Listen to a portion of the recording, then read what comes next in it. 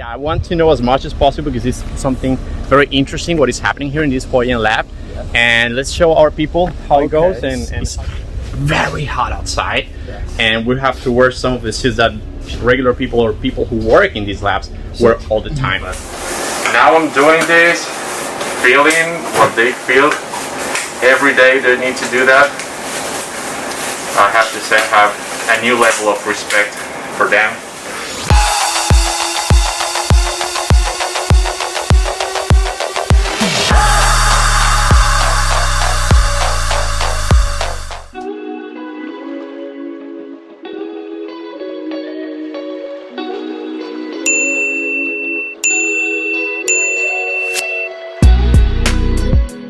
Hello everyone, welcome one more time to another vlog from Shenzhen, China.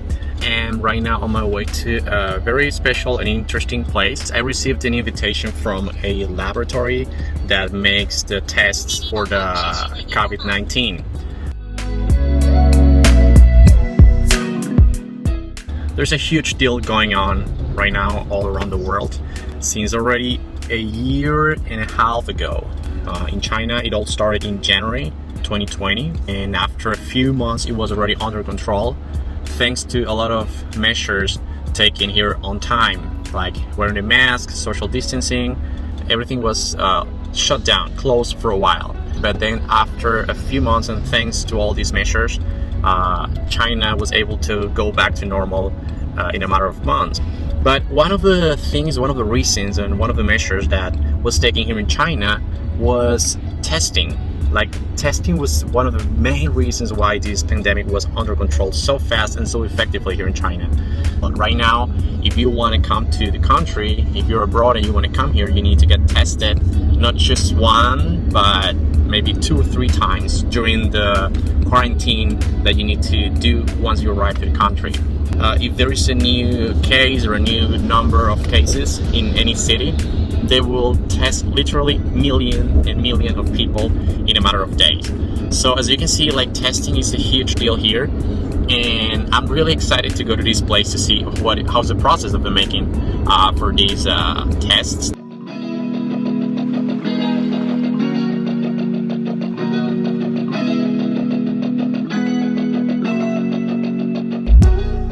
Right now the situation all around the world is not totally under control. Some countries are doing well, but some other countries are not, and I want to hear what is the version of the lab, how they're doing, because I know they're working alongside with other countries around the world. The place is a little bit far from downtown Shenzhen. It's taking us around 1 hour and 10 minutes to get to this place. Thanks God there was no traffic jam on the way. Outside is really hot. Let's see, it's like 35 degrees Celsius outside. That feels like 40. We're almost there, just 3 or 4 more minutes. We're gonna arrive to the lab, and they're just waiting for us to taking us around.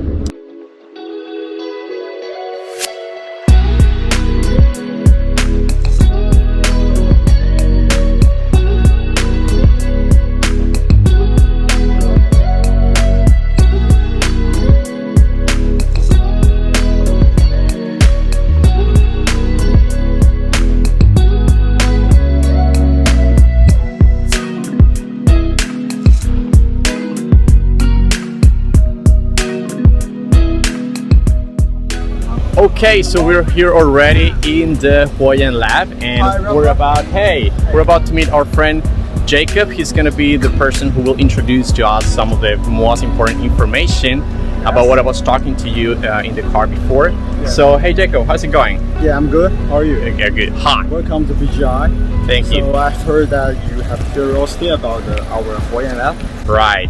Yeah, I'm going to review all the details for you. Awesome. Yeah, I want to know as much as possible because it's something very interesting what is happening here in this Huo-Yan Lab. Yeah. And let's show our people how it goes and how do you do the job here. Very hot outside, and we have to wear some of the suits that regular people or people who work in these labs wear all the time.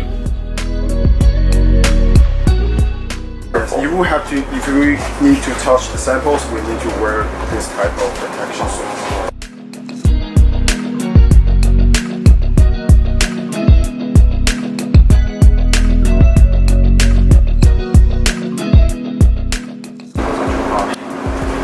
My nose is too high. It's too bad. Just breathe. So what we're doing here right now is starting to wear all the protective suit. We didn't have the hats that is part of level 2 security suit. But instead of that, we're going to use shoe cover just to cover our hair for you to know, understand how it works. Usually we should have the regular hat to cover our head, but I think this should work, right? I mean, yes, it's okay just for to keep the hair on its place. I'll just pick up.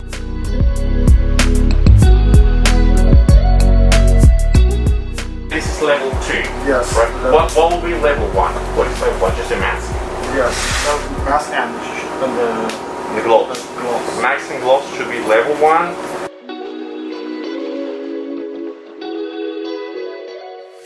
I just tell you guys how hot it feels outside. I'll tell you it's like 35, 36 degrees outside. It's super sunny, which makes it worse. And we're wearing all these protective suits, gloves, hat. Yeah, it really feels hot. So this is actually the experience that all these people go through all the time and every day when they're going to work in these labs to do all these testing tasks. So that is very admirable. That is really, really incredible, all the things they're going through. This is just one time I'm doing it, and I know I'm complaining too much, but these people are doing it all the time, and that's really, really admirable and deserve our admiration and respect.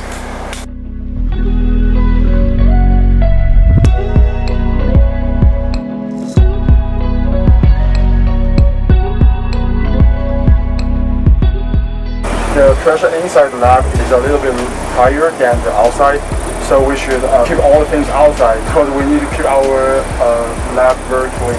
Right? Can you feel that change of pressure physically? Not at exactly, all, right? but you can see it from our devices. Okay, please come in. All right, here we go.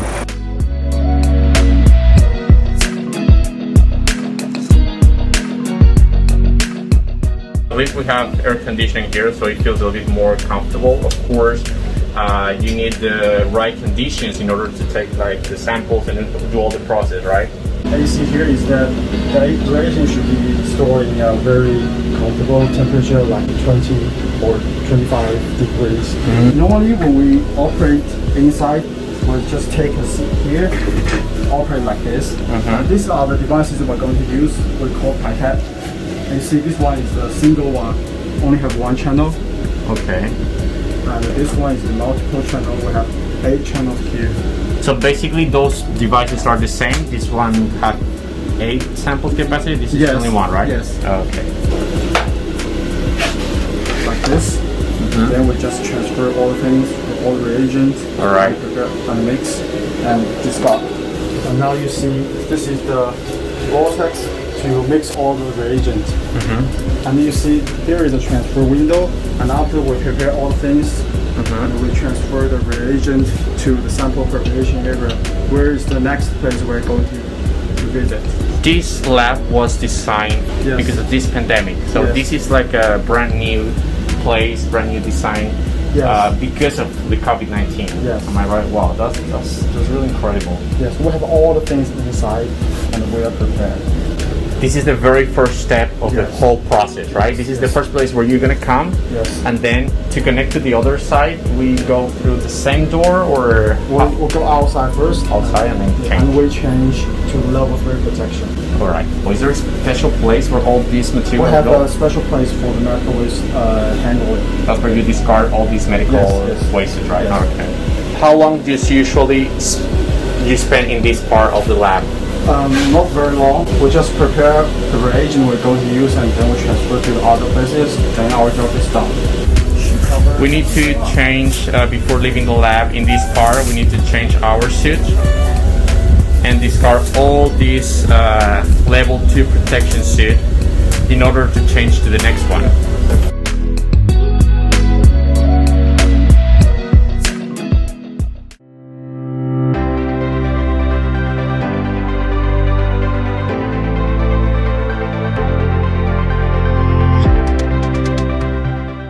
Capable of both high-throughput genome sequencing and antibody detection.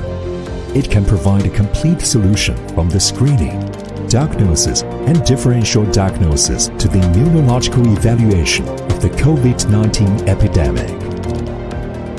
After the first Huo-Yan laboratory in Wuhan was built, construction of more Huo-Yan laboratories started simultaneously in multiple cities across China.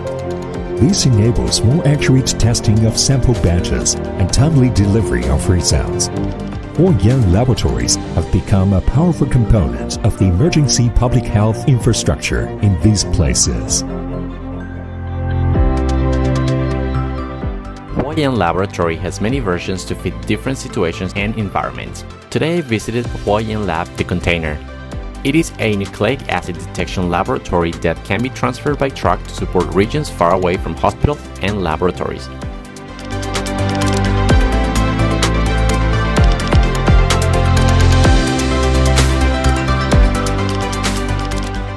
We changed or took off our protective suit for level 2 and we're going back to the tent to change to level 3.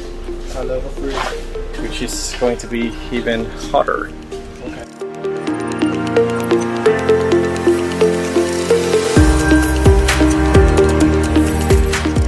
First layer of the gloves.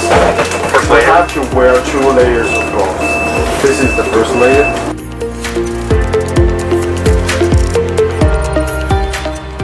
So the first steps, as you can see, we wear the mask, our hat, gloves, and the shoe cover. Then we just pick the level 3 protective suit. Okay, this is the main difference with level 2, right? Main difference.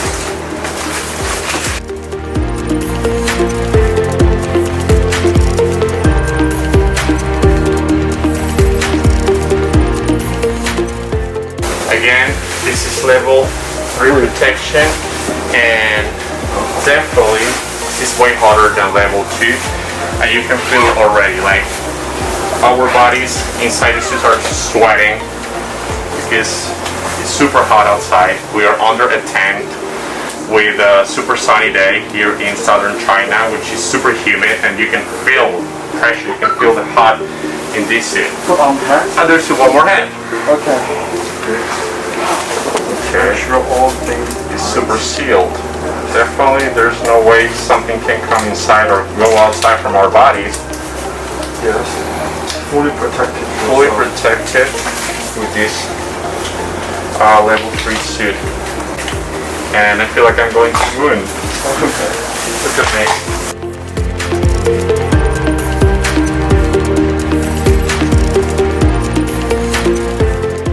Is there something else or we're done? Then the second layer of the gloves. What? Really? Yes, of course. Oh my gosh, this is like a lot of protection. Definitely we're fully covered. There's no way something can come out from our bodies and touch any sample. Of course, this is like the highest level of safety that we need to follow in order to keep the protection of the air, the samples and everything inside this lab. I never imagined it was this complicated, this long process to do this kind of job, but now I'm doing this, feeling what they feel every day they need to do that. I have to say I have a new level of respect for them and for you, Jacob. That's awesome what you're doing. So now on the name. How to spell your name? R-A-F-A.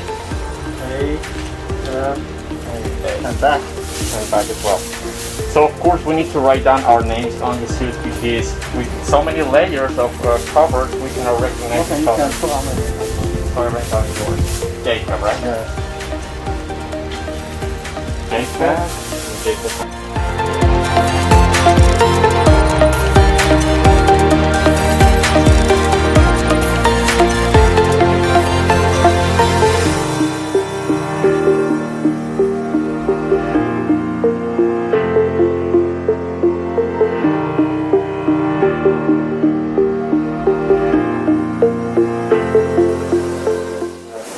This is the biosafety component we're going to use for the sample preparation. Right. Okay. After we receive samples, we will check the information, and then we're going to use this organ to inactivate all the samples.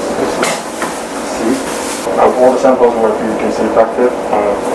And then we took the sample out and put the samples inside the biosafety component. And we also use the same devices as we saw in the sample dissemination area in the place like this. And then we put the eggs inside, and the extraction will be finished in 10 minutes. This is much faster than the other devices. All that waste, like the waste bag, the tips, where we have used the place we have used, and the samples will be disinfected in this device. Looks like a safety box. And that waste bag will be put inside, and then we will close this one. So once you use all this equipment, Jacob, did you discard it or you reuse some of the equipment? All the things except for the face shield will be discarded after we use once. Usually, how many people can stay and work in the same time in this room here? I think 3 it's fine. I think 3 is fine. You told me before that you have these kind of labs in other different countries all around the world. So the process is like China design and build and then send abroad? The lab we use in Almond is the Air Lab version. So we bring all the things from our country to Almond, and we do the lab from nothing. Right. In 2 days, we finish the lab building. We blow up the lab. It's like the entertainment devices for children. Right. Yes, and after we do that, and we put all the water supply, electronic supply, and all the things and network inside, and then we put the equipment inside, and then we do tests, and after that we can run the lab. Right. So we could say like one of the biggest strengths of this kind of labs is the mobility. Like you have the ability to take it to many places. Yes. This as a truck, it's kind of like a truck that you can actually expand because this car, when we're not using it, it will come inside, right? You will close it, and of course cannot be used in this area, right? Yes. But you move it as a truck to many other places, other areas, and then you can still use it. Same with the inflatable one. You deflate it and transport it to other cities, even other countries. You inflate it and you have all the facilities and all the equipment. It's truly incredible, like in such short amount of time you were able to design, develop, build and transport all this kind of equipment and this kind of lab to fight against the pandemic, because of course this is definitely one of the reasons of the success that China has had fighting the COVID-19. Like I can tell my followers, my subscribers and my people, because they get impressed. I've been traveling around for the last year and they say, how it comes you can travel? How comes that you can go around like nothing happened? But they didn't know that the pandemic was already controlled here in China, and definitely this is one of the reasons that China right now could get back to normal. So because of people like Jacob here, my friend here, who Thank you. been working so hard, wearing these super hot suits, trying to do their job and testing and fight the pandemic. This is why. This is the reason why. And I really hope with the help of Huo-Yan Lab we can reach better level of control all around the world. Because I know at this point there's many other countries that are going through a very tough situation, and I really hope because Huo-Yan Lab is all around the world right now, and they're doing the same job as they did here in China. But of course, we need the help of the people out there. Wear your mask, social distancing, take your measures in order to control this pandemic in a better way.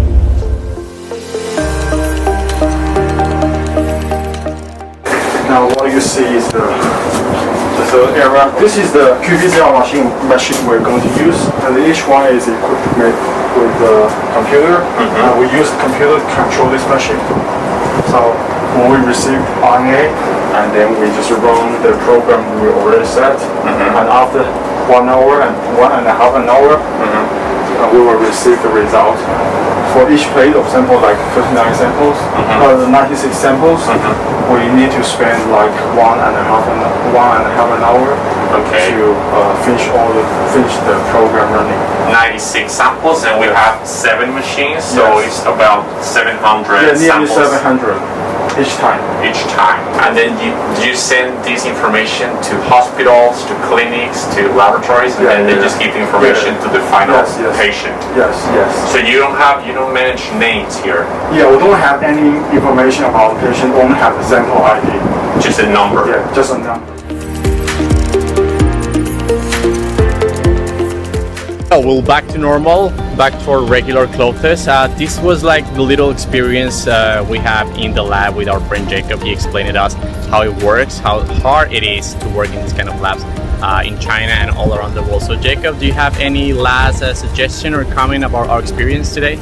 Okay, nowadays the COVID-19 is still raging, so I hope everyone should keep safe for themselves and wash your hands, wear a mask, just be good, and the future will be good. Definitely. Thank you so much, Jacob, and you guys for watching the video. This is again the experience in the Huo-Yan Lab here in China, and we really hope all the situation gets controlled all around the world.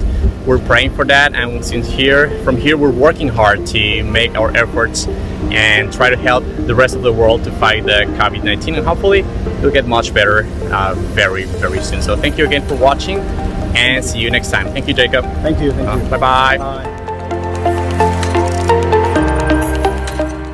Folks, I'm gonna be wandering around nice and beautiful places here in China and documenting about it. I will also be Instagramming my day-to-day and my trips in this awesome country. Feel free to follow me and leave your comments and impression over there about life in China. I will leave the link to my account in the description down below. Remember to like the video, subscribe to my channel, and hit the bell button so you don't miss any of my follow-up stories about what's going on in this part of the world. If you think there might be someone else interested in these kind of videos, please consider sharing. My name is Rafael, thanks for watching, and stay safe until next time.